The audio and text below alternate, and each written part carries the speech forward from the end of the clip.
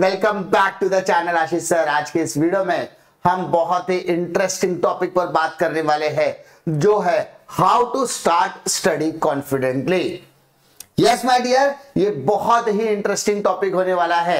मैं basically 12th standard commerce के student की बातें करता हूं, लेकिन ये वीडियो सभी स्टूडेंट्स के लिए बहुत ज्यादा इंपॉर्टेंट होने वाला है। इसमें जो भी एग्जांपल्स इन सारी चीजें रिलेटेबल मैं आपके साथ डिस्कस करूंगा, वो कोई भी स्ट्रीम के स्टूडेंट्स इजीली फॉलो कर सकते हैं। सो सिर्फ और सिर्फ आपको अपने सिचुएशंस के साथ रिलेट होने की जरूरत है। सबसे पहले किसी भी तरीके की स्टडी को स्टार्ट करने के लिए आपको आपका डेस्टिनेशन पता होना जरूरी है। आपको आपका अगर डेस्टिनेशन पता है तो उस डेस्टिनेशन को तक पहुंचने के लिए शुरुआत कब से करनी है। तो लेट्स से एक एग्जांपल लेता हूं। मान लीजिए 12th स्टैंडर्ड की बोर्ड के एग्जाम्स के बाद जो आपका रिजल्ट है वो आपका एक डेस्टिनेशन है। तो उस डेस्टिनेशन तक पहुंचने के लिए आपकी स्टार्ट कब से करनी होगी।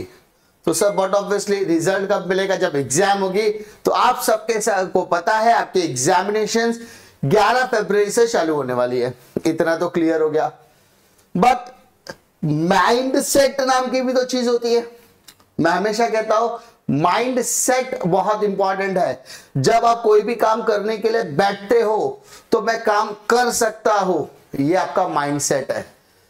ठीक है, मैं एक माइंड सेट के साथ अगर आप काम करोगे तो एवरीथिंग इज अचीवेबल। आप सभी को याद होगा नवंबर 2023 के समय इंडिया में क्रिकेट वर्ल्ड कप चल रहा था। उस क्रिकेट वर्ल्ड कप के अंदर सेमीफाइनल का एक इंपॉर्टेंट मैच था अफगानिस्तान और ऑस्ट्रेलिया के खिलाफ। आप सबको याद होगा शायद। उस सेमीफाइनल के अंदर में मैक्सवेल की पारी most of the students relate कर पाएंगे। सो मैक्सवेल ने ऐसा क्या किया, मैक्सवेल ने अपना माइंड सेट इतना कनकर करके आया था कि मुझे आज ये मैच जीतना ही है, जीताना ही है, क्योंकि it is one of the largest movement of Australia. हमारे लिए बहुत बड़ा मूवमेंट है और उसने वो हारता हुआ मैच जिताया है। It's all about the mind set. नहीं सर ऐसे याद मत दिलाओ सर, उसके बाद फाइनल के उसमें क्या हुआ तो मेरे को पता है। ये माइंड सेट का काम है कि उसने अपनी पारी से लोगों को इतना इंप्रेस कर दिया, उसने अपनी पारी से इतना लोगों को सोचने पर मजबूर कर दिया कि कहीं ना कहीं एक इंडिया के कैप्टन के माइंड में, इंडिया के सारे प्लेयर्स के माइंड में, इंडिया के पूरी टीम मैनेजमेंट के माइंड में कहीं तो उस पारी के बारे में कहीं तो हिंट हुआ रहेगा कि ऑस्ट्रेलिया क्या कर सकती है।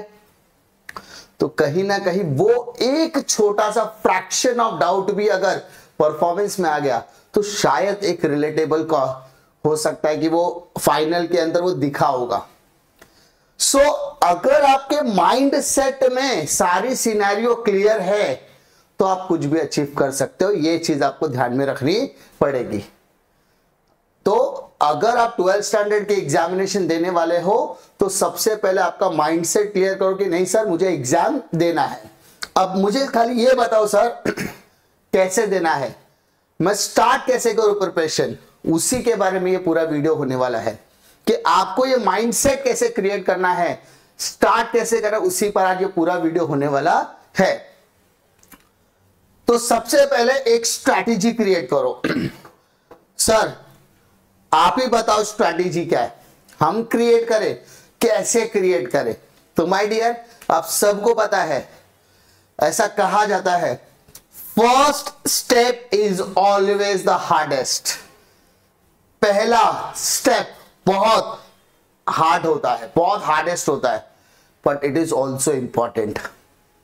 पहला कदम उठाना बहुत बड़ी बात है, लेकिन पहला कदम उठाना तो पड़ेगा। अब वो पहला कदम उठाना पड़ेगा, उसी के बाद आपकी जर्नी शुरू होगी। Try to understand what I am trying to convince. मैं आपका माइंडसेट क्या कि पहला आपको खुद डिसाइड करना होगा कि नहीं मुझे करना है। उसके लिए क्या करना है, आप अपनी जो आपको करना है वो करो, लेकिन पहले आप डिसाइड करो कि नहीं मुझे स्टडी करनी है। क्योंकि first step is always hardest. तो सर पहला स्टेप क्या करना है? तो सबसे पहला स्टेप आपको करना है make an arrangement of study material. बहुत सारे स्टूडेंट होते हैं, हम कॉमर्स वाले रिलेट कर पाएंगे इजीली। ऐसे बहुत सारे स्टूडेंट होंगे या आपके बहुत सारे फ्रेंड्स होंगे जिनके पास OC, SP, eco, BK, Hindi, English, Marathi, Tamil, Telugu कुछ बुक ही नहीं होगी। आप जो सब्जेक्ट पढ़ रहे हो उसके पास टेक्स्ट बुक भी नहीं है, डाइजेस्ट भी नहीं है, क्लासेस के नोट्स भी नहीं है, स्टडी मटेरियल नहीं है, कुछ भी नहीं है। ठन ठन गोपाल है भाई, नील बट्टा सन्नाटा है, कुछ नहीं है। तो सबसे पहले आपको अरेंजमेंट करनी है टेक्स्ट बुक की। सबसे पहले आपको टेक्स्ट बुक अरेंज करना है। उसके अलावा आपके पास डाइजेस्ट होगा या कोई स्टडी मटेरियल होगा या किसी क्लासेस के नोट्स होंगे, किसी कॉलेज के नोट्स होंगे, किसी फ्रेंड ने तुम्हारे लिए नोट्स बनाए होंगे, उसने अपने लिए नोट्स बनाए होंगे, उसकी फोटो कॉपी प्रिंट आउट होगा, कुछ तो तुम्हारे पास होगा, उसका अरेंजमेंट करना है। एंड तीसरा, बोर्ड के प्रीवियस ईयर क्वेश्चन पेपर्स आपके पास होने चाहिए। सर मार्केट में बहुत सारे बुक्स अवेलेबल है, उसमें से कौन सा लेना, उस पर अपन डिटेल में वीडियो निकालने वाला हूं मैं। सो उसके लिए आपको थोड़ा सा एक दिन का इंतजार करना पड़ेगा, कल इसी समय पर आपको वो वीडियो मिल जाएगी कि which book is best for you, आपके लिए कौन सी बुक सबसे बेस्ट होने वाली है, उस पर मैं डिस्कशन करेंगे अपन। ठीक है, 3 चीजें मैंने बताया। सबसे पहले आपके पास टेक्स्ट बुक होनी चाहिए, अपार्ट फ्रॉम सारे सब्जेक्ट के टेक्स्ट बुक वगैरह स्टडी में जहां से पढ़ना है, क्या पढ़ना है वो मैं आपको बताऊंगा, बट पहले चीजें आपके पास होनी चाहिए। दूसरा, start your preparation with question number 1 objectives. सबसे पहले आपको अपने एग्जाम्स की प्रिपरेशन करते समय क्वेश्चन नंबर 1 से आपकी शुरुआत करनी है। सर ये क्वेश्चन नंबर 1 आपको क्यों? सर हमारे क्लास के अंदर तो सब चीट मारते हैं, हमारे क्लास के अंदर तो सब ऑब्जेक्टिव्स पूछता है, 1 2 3 4 करते रहते हैं। कान में उंगली डाला तो ए, कान में उंगली डाला तो बी, नाक में उंगली डाला तो सी, ऐसे चलते रहता है ना। तो सर हम लोग क्यों प्रिपरेशन करें? बेटा मैं हमेशा कहता हूं, हमेशा मानता हूं, ऑब्जेक्टिव्स को सबसे पहले फॉर्मेलिटी नहीं और प्रायोरिटी मानना पड़ेगा। योर ऑब्जेक्टिव्स वाला पार्ट, 20 मार्क का जो ऑब्जेक्टिव्स का पार्ट है, it is not your formality, it should be your priority. Question number 1 का ऑब्जेक्टिव्स करने से बोर्ड में 20 मार्क्स आपके कंफर्म हो जाते हैं, प्लस आपके कॉलेज में आपके बोर्ड एग्जाम से पहले एबीटी टेस्ट होता है, that is application based test. वो एबीटी टेस्ट में भी 20 मार्क के क्वेश्चंस आपको पूछे जाते हैं, है ना। यानी एक तीर से 2 निशान, ऑब्जेक्टिव्स करने से 20 मार्क बोर्ड में भी हो जाएगा और 20 मार्क के एबीटी टेस्ट भी हो सकती है। तो अगर वो 40 आपके कंफर्म हो गए तो आपका एक बेस मजबूत हो गया कि सर ब्रह्मा विष्णु महेश कोई भी अगर आ जाए, इस दुनिया की पूरी ताकत अगर मुझे फेल करने पर आ जाए तो भी मैं फेल नहीं होने वाला, बिकॉज मैंने मेरा ऑब्जेक्टिव्स अच्छे से किया है। तो start your preparation with the question number 1, that is objectives. Sir कितने समय में ऑब्जेक्टिव्स होना चाहिए? मैं एक टाइम लिमिट देता हूं कि एटलीस्ट हर सब्जेक्ट पे 3 दिन लगाओ, ओसी, एसपी, इको, बीके 3 से 4 दिन लगाओ, तो 15 से 16 दिन के अंदर आपके ऑब्जेक्टिव्स का पूरा पार्ट हो जाना चाहिए। उसके बाद आप कोई भी क्वेश्चन पेपर लो, ऑब्जेक्टिव्स ट्राई करो। अगर आपको 14, 15, 16, 17, 18, 19, 20 ऐसा मिल रहा है तो मेक एन एवरेज के आपको 15, 16, 17 तक मिल रहा है, तो बोर्ड में भी उतना ही ऑब्जेक्टिव आपका करेक्ट होने वाला है। इतनी बात क्लियर है। सर अगर मैं ऐसा करूंगा तो मेरा मार्क्स बढ़ेगा, मैं इसकी 100% गारंटी देता हूं। ये पहली बार कैमरे पे आकर नहीं बोल रहा हूं मैं, it is trial and tested. पिछले कई सालों से लगातार वीडियो बनाकर मैं आप लोगों को गाइड करने की कोशिश करता हूं। मैं सिर्फ गाइड नहीं करता, मैं तो पढ़ाता भी हूं ना। तो इतने सालों का टीचिंग एक्सपीरियंस भी है, 15-16 साल का छोटा मोटा टीचिंग एक्सपीरियंस भी है। सो उससे मैं बता सकता कि नहीं, अगर आप ये करोगे तो it will be very grateful. मैं जब स्कूल में था तभी भी यही करता था, कॉलेज में था तभी भी यही करता था। जब से मैं टीचिंग में सबसे पहले लोगों से ऑब्जेक्टिव्स ही कराता हूं, बिकॉज मुझे पता है ऑब्जेक्टिव्स कर लिया तो 100% है कि तू तो पास हो ही जाएगा। उसके बाद solve all board question papers wisely, मतलब आपके ऑब्जेक्टिव्स होने के बाद 7 बोर्ड के क्वेश्चन पेपर्स आपके पास होने चाहिए। सितंबर 21, ठीक है, मार्च 22, जुलाई 22, मार्च 23, जुलाई 23, मार्च 24, जुलाई 24, टोटल 7 क्वेश्चन पेपर्स आपके पास होने चाहिए। कहां से मिलेंगे वो सब मैं आपको डिटेल में बताऊंगा, डोंट वरी एट ऑल। तो 7 बोर्ड के क्वेश्चन पेपर्स फिर सॉल्व करो और देखो कि आपके ऑब्जेक्टिव्स में कितने मार्क्स आ रहे हैं, और वो मार्क्स आपको एक कॉन्फिडेंस देगा कि नहीं भाई साहब अपन पास होने वाले हैं, या अपने को अभी भी मेहनत करने की जरूरत है। ठीक है, ये चीजें बहुत इंपॉर्टेंट है, लोग समझते नहीं है। टीचर्स आते हैं, चैप्टर नंबर 1 पढ़ाना चालू करते हैं, 2 पढ़ाना चालू करते हैं, 3, बेटा तू टेंशन मत ले, 40 दिन के अंदर तक वो सिलेबस पढ़ाएगा तेरा भाई। भाई मेरे को पता है, मैं तो पढ़ा देगा, तू पढ़ेगा क्या, ये इंपॉर्टेंट है। मैं भी पढ़ाता हूं 20 डेज में 40 चैप्टर, मैंने पिछले साल भी पढ़ा है, इस साल भी पढ़ाऊंगा। पहले माइंड को प्रिपेयर करना जरूरी है ना। पढ़ाना किसको है, मुझे। पढ़ना किसको है, वो। It's a give and take relation, simple सी बात है माय डियर। ये 2 तरफा प्यार है। पहले वो प्यार तुम्हारे मन में जगाना तो होगा। किसको पढ़ाऊंगा, तुम्हें ही तो पढ़ाऊंगा ना। तो मुझे अगर तुम्हें पढ़ाना है तो तुम्हारे अंदर भी तो प्यार जगाना पड़ेगा। उसके लिए माइंड प्रिपेयर करना जरूरी है कि नहीं, अगर मेरे पास सब कुछ अवेलेबल है, सर ने जैसा बताया वो अवेलेबल है, सर ने हिंदी की स्ट्रैटेजी बताई, इंग्लिश बताया, ओसी बताया, एसपी बताया, इको बताया, बीके बताया, सब बताया, मैथ्स बताया, तो अगर आपके पास स्ट्रैटेजी रेडी है तो जब सर कराएंगे तो तू फॉलो कर सकता है। वरना पता है सर चैप्टर नंबर 1 पढ़ा, तेरे पास टेक्स्ट बुक ही नहीं है, तुझे पढ़ना कहां से, यही नहीं मालूम है, क्या पढ़ना है नहीं पता है, कौन सी टेक्स्ट बुक रिफर करनी नहीं पता है, कौन सा डाइजेस्ट रिफर करना है ये पता ही नहीं है, तो आपका माइंड प्रिपेयर करना बहुत ज्यादा जरूरी है। तो ये 2 तरफा प्यार को नए लेवल तक लेकर जाना है, तो ऑब्वियसली ये सारे डिस्कशन तो होनी लाजमी है। फिर try to do minimum 1 chapter in a span of 2 to 3 days based on your capabilities। जैसे ही आपके ऑब्जेक्टिव्स वाला सेशन खत्म हो जाएगा, जैसे आप ऑब्जेक्टिव से बाहर आ जाओगे, तो आपको ट्राई करना है कम से कम मिनिमम 2 या 3 दिन के अंदर आपके 1 चैप्टर्स होने चाहिए। फॉर एग्जाम्पल उसी के अंदर देयर आर 8 चैप्टर्स, चैप्टर 1 2 दिन लगा दो, चैप्टर 2 2 दिन लगा दो, चैप्टर 3 1 दिन में हो जाएगा क्योंकि छोटा चैप्टर है, चैप्टर 4 में आपने 3 से 4 दिन लगा दिए, चैप्टर 5 छोटा टॉपिक है तो 1 दिन में आपने उड़ा दिया, 6 7 8 को 2 दिन भी लगा दिया, चलेगा। डे आपके क्लियर होना चाहिए, इतने चैप्टर्स मैं इतने दिन में खत्म करने वाला हूं, एसपी का, इको का, बीके का। ठीक है, do accounts and maths practice daily minimum 2 to 5 in each subject. यानी अगर आप अकाउंट्स की बात करें तो मिनिमम 2 क्वेश्चंस ही आपको करने हैं, मिनिमम 2 तो चालू करो। Prepare for the worst, minimum 2 तो होना ही चाहिए। सर कौन से चैप्टर से चालू करो, तेरी मर्जी, तुझे फाइनल अकाउंट कंफर्टेबल लगता है start with the final account. ठीक है, को जो चैप्टर तुझे चाहिए वो चैप्टर से चालू कर, एटलीस्ट तू स्टार्ट तो कर।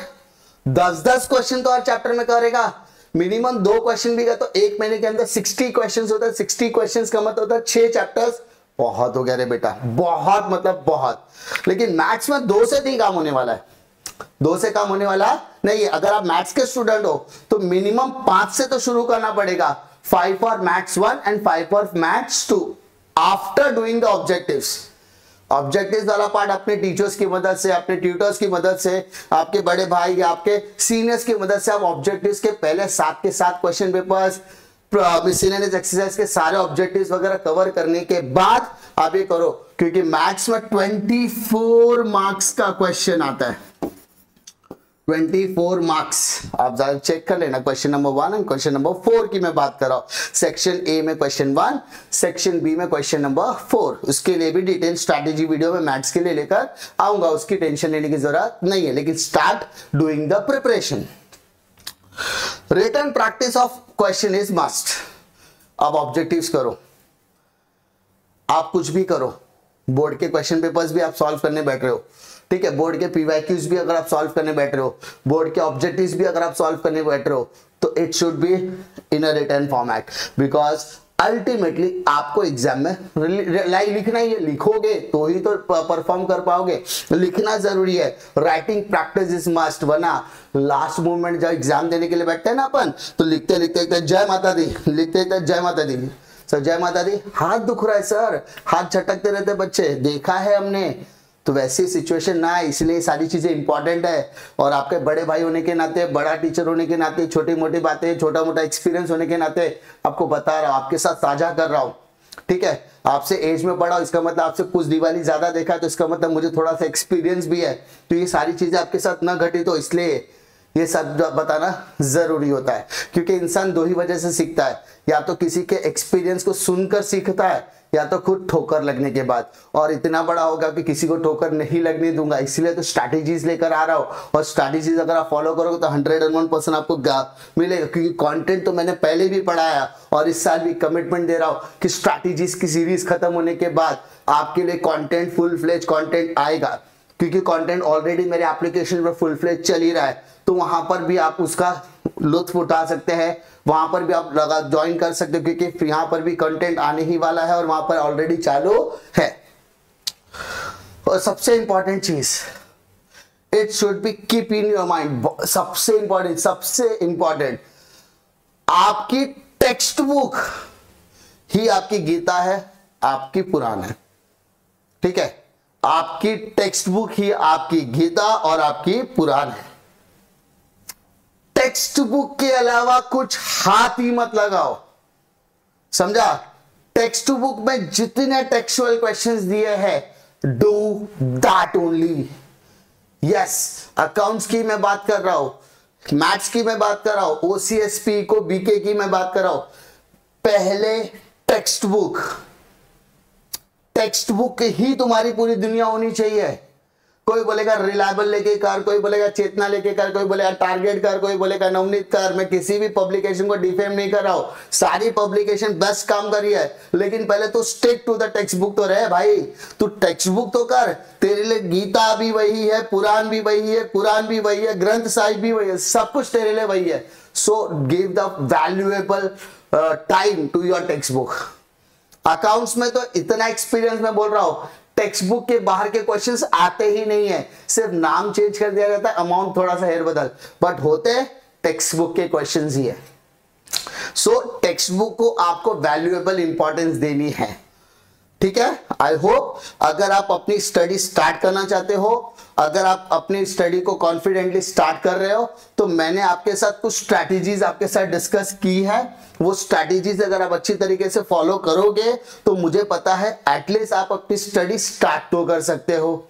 उसके लिए क्या क्या चीजों की रिक्वायरमेंट है वो भी मैंने आपके साथ डिस्कस की है। उम्मीद करता हूं कि इससे आपको बहुत ज्यादा बेनिफिट मिलेगा। हमारा जो नेक्स्ट वीडियो होने वाला है वो डिटेल वीडियो होने वाला है कि best book for HSC board for commerce, यानी 12th स्टैंडर्ड के स्टूडेंट्स के लिए कौन सी बुक सबसे बेस्ट है। ये वीडियो एक स्पॉन्सर्ड वीडियो नहीं होगा, it is completely based on my approach. मेरे पास सभी पब्लिकेशंस की किताबें आती है रिव्यू के लिए, सैंपलिंग के लिए, या कुछ किताबें मैं अपनी कन्वीनियंस के लिए खरीदता हूं। तो मुझे उसमें सबसे बेस्ट क्या लगती है वो बात मैं बताऊंगा। उसके अलावा आपको कौन सी परचेस करनी चाहिए उसके बारे में डिस्कशन करूंगा। उस सब कुछ के बाद आप अपने कैपेबिलिटी के हिसाब से, कन्वीनियंस के हिसाब से, अपने यूसेज के हिसाब से आप उसको बाय कर सकते हैं। बट ये सजेशन बहुत ही इंपॉर्टेंट होगा जो बच्चे स्टार्ट करना चाहते हैं अपनी प्रिपरेशन के लिए। आई होप जो भी चीजें मैंने आपके साथ डिस्कस की आप उसको अच्छी तरीके से फॉलो करेंगे। अगर आप उसको फॉलो करते हैं तो मैं आपको अश्योरिटी देता हूं कि गारंटीड आपको सक्सेस मिलने वाला है। उम्मीद करता हूं कि आपको ये वीडियो पसंद आएगा। अगर आपको वीडियो पसंद आता तो लाइक करो, दोस्तों में जरूर शेयर कीजिए, क्योंकि उसे भी पता होना चाहिए कि स्टार्ट कैसे करना है। और अगर आप सच्चे फ्रेंड हो तो बट ऑब्वियसली आप उसके साथ भी ये वीडियो शेयर जरूर करेंगे। उम्मीद करता हूं कि आपकी और हमारी मुलाकात इसी तरीके से रोज सुबह 8 बजे होती रहेगी। मिलता मैं आपको अगले वीडियो में एक और नए इंटरेस्टिंग कंटेंट के साथ। तब तक के लिए जय हिंद।